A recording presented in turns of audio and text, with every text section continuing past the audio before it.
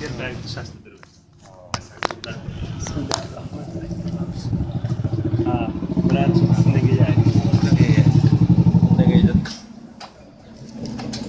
Ha, hadi satar geliyor.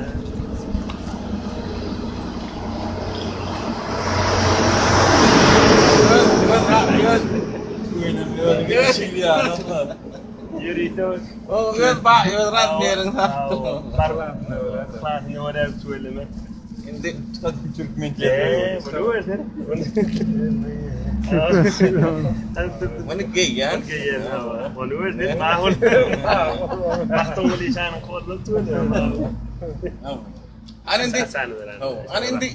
Anindi. Ini bilindi.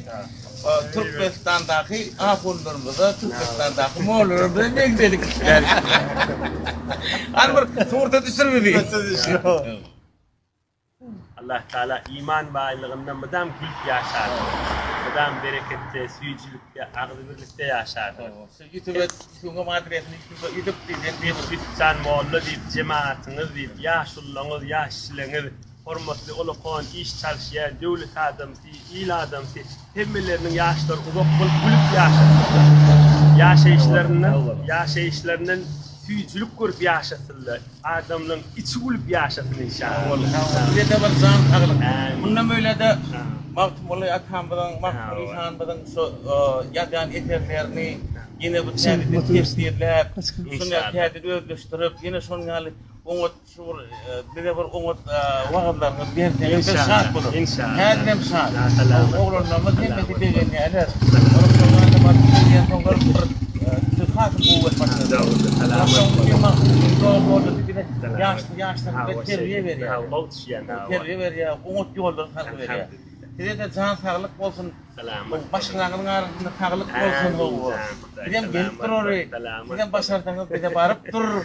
Ben şımarlarımı bekleyen oğlanlara yine doğuşlar. Birinci yılda 2 yılda doğuşlarım. Kardeşlerden arkadaşlardan. İnşallah. Açan doğuştuk begeler yürüyümüz açılar inşallah. Madem gülüp verirdi yine okuyacağına şeyler.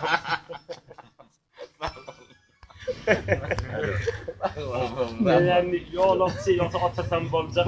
İnşallah giygiler var. Allah nasip eder yine. Onda siz bana gidiverin ha. Bir telefon çalışırmıyor. Yok. Tanımadı yakın. Tanımadı yakın. Ay bu ya tanımadı. Tamam ama şeyle milyatçam hadi çekmeden. Hadi yenge çekti o açıkta. Ben azdağa giyirdim kan çıkmam diye. Oranda yetti. Vakta da yetti. İnşallah.